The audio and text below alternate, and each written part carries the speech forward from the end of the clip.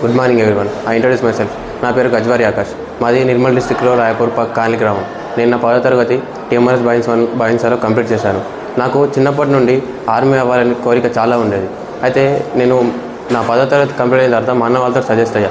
వాళ్ళు చెప్పింది ఏంటంటే యువతరంగ డిఫెన్స్ అకాడమీలో జాయిన్ అవ్వు, నీకు అక్కడ చాలా అన్ని ఫెసిలిటీస్ చాలా బాగుంటాయని చెప్పారు. అయితే వాళ్ళు చెప్పడంతో నేను యువతరంగ డిఫెన్స్ అకాడమీలో జాయిన్ అయ్యాను.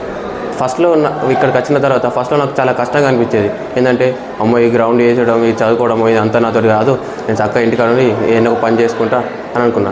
కానీ మాకు కొన్ని రోజుల తర్వాత సార్ వాళ్ళు అన్న వాళ్ళు ఇచ్చిన సెమినార్ విని నేను రియలైజ్ అయ్యా.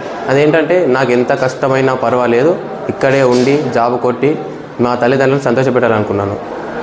కొన్ని రోజుల తర్వాత ఇక్కడ కాస్త మళ్ళీ